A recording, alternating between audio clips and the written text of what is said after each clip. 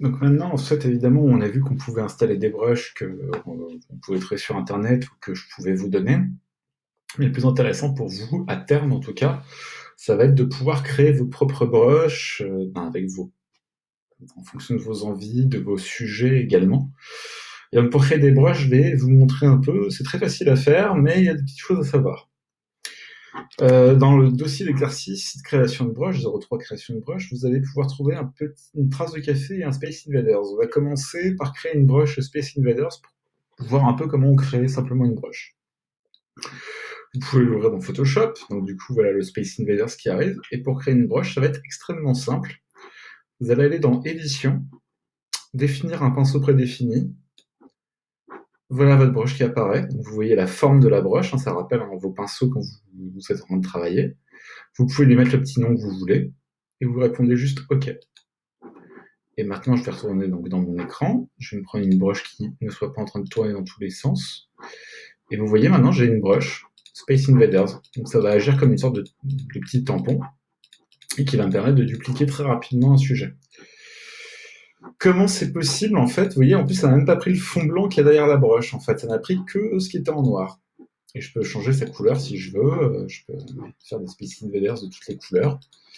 Donc voilà, ça peut aller très très vite. En fait, ce qui va se passer, c'est que Photoshop en fait va détecter uniquement les formes noires, enfin tout ce qui va être sombre, c'est ce qui va servir à faire la broche, et tout ce qui va être blanc n'apparaîtra pas sur la broche. C'est un truc un petit peu compliqué à se mettre en tête, c'est-à-dire que c'est pour ça que j'ai mis un exemple avec une trace de café. La trace de café, du coup, elle n'est pas noire, elle n'est pas blanche. Réellement, en fait, Photoshop, lui, il va regarder cette image-là comme ça. Il va la transformer en niveau de gris, en quelque sorte. Et donc, du coup, comme ce que j'ai fait dans l'exemple d'avant, tout ce qui va être blanc, il va le retirer, et tout ce qui va être noir, il va le garder. Et tout ce qui va être gris, ça va être de la transparence, en quelque sorte. Donc, par exemple, là, j'ai ma broche de trace de café, je vais pouvoir aller dans Édition, définir un pinceau prédéfini. Voilà, hop, j'ai mon nom de broche qui apparaît, la forme de ma broche. Et donc maintenant, bah, vous voyez, quand je vais donner un coup de pinceau, ben, je vais pouvoir créer des fausses taches de café, sauf que du coup, vous voyez, hein, comme la broche était grise à la base, si je veux avoir une broche toute noire précisément dès le début, il va falloir que je donne plusieurs coups de broche pour arriver à quelque chose de noir comme ça. Donc du coup, quand vous allez créer des brushes, il faudra bien penser que, voilà, encore une fois, Photoshop va les regarder en niveau de gris. Tout ce qui va être blanc ne sera pas conservé, et tout ce qui va être noir le sera, et tout ce qui va être en gris deviendra de la transparence en quelque sorte.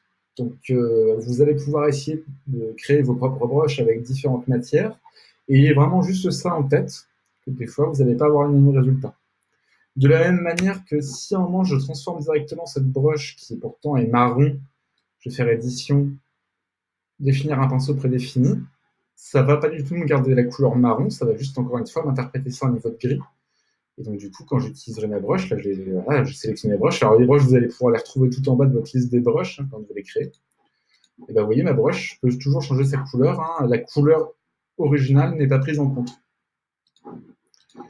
Donc, voilà. Vous pouvez tout à fait donc, être hyper créatif en créant vous-même vos propres broches, qui sera très utile dans de futurs exercices. Voilà, amusez-vous bien à créer des broches. Salut!